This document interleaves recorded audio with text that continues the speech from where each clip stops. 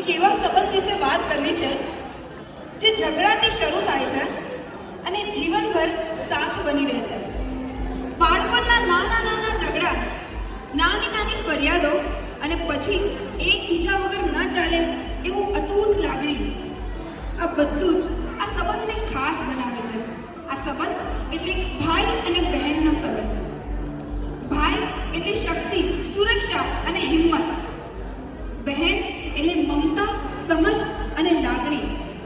બંને મળીને જીવનનું એક એવું સંતુલન બનાવે છે જે ક્યારેય તોડી શકાતું નથી.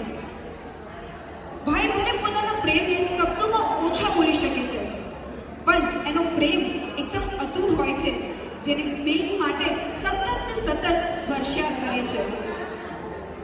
બેન બોલે વધારે છે, પણ એની પ્રાર્થનામાં હંમેશા એના ભાઈનું નામ ચોક્કસપણે હોય છે.